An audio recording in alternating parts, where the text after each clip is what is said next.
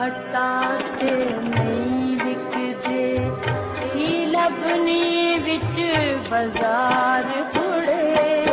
Kamra airbase पर दहशतगर्दों से मुकाबले के दौरान जख्मी होने वाला एक और अहलकार मोहम्मद इकबाल ने अस्पताल में दम तोड़ दिया, जबकि बेस में जामे शहादत नोश करने वाले सिपाही मोहम्मद आसिफ को फौजी एजाज के साथ मुल्तान में सुपुर्द खाक कर दिया गया।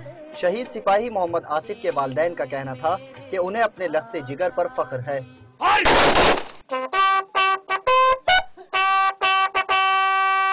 बड़ा फख्र है कि मेरे बेटे ने अपना नाम रोशन किया, मेरा भी किया, पूरी एयरबेस की हिफाजत की है। मेरा बेटा बहुत प्यारा था, सब्र वाला था, अक्लमंद था, बहुत अच्छा बेटा था मेरा। Air chief marshal Tahir Rafiq Bhatt का कहना है कि मुल्क हालत जंग में है। एयरफोर्स के जवानों ने कामरा बेस पर दहशतगर्दों का हमला नाकाम बनाया।